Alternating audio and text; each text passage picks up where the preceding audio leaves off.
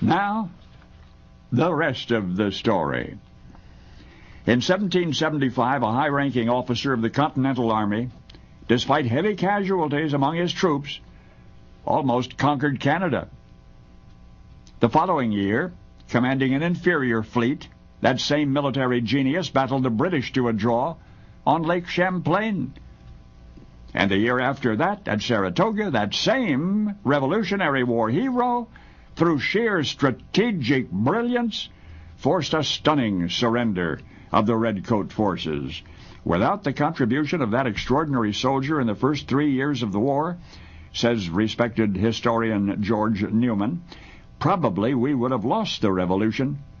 The soldier's name, his Abnaki Indian name, was Dark Eagle. And now you're going to hear the rest of the story. Dark Eagle had none of the white man's formal military training, but he was a natural warrior.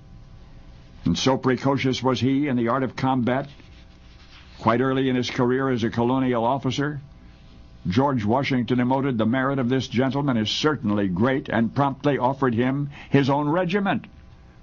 As news of his remarkable victories reached the home front, patriots competed to produce adequate superlatives. Many compared Dark Eagle to history's greatest military heroes. In a letter to Samuel Adams, James Warren called him a genius of the battlefield, without equal in modern times, likened his accomplishments to Hannibal's.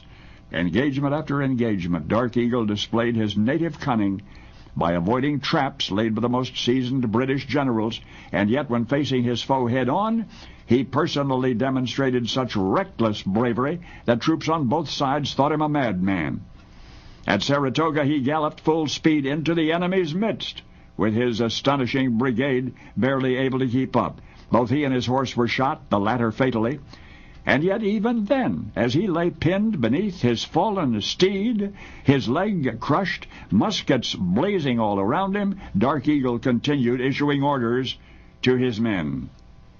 As the war wore on, Dark Eagle grew disillusioned. Love of the ideals for which the colonists fought and the hope that his sons would one day remember his name with pride had driven him through 3 desperate years of battle, but frustration with Congress, which had chronically underestimated him and under-provisioned his troops, and our alliance with France, of which he had always disapproved, embittered him, until, in a manner of speaking, Dark Eagle switched tribes.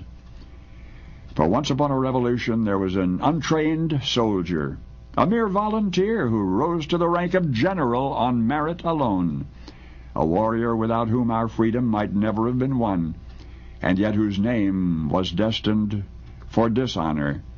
Because, you see, Dark Eagle was the name given to him by the Abnaki Indian Natanes, who accompanied him on his valiant march to Quebec. But Dark Eagle had an even darker name, one with which he was born, and which, before he died, became synonymous with traitor. For you remember the military genius whom many believed was the finest general in the Continental Army.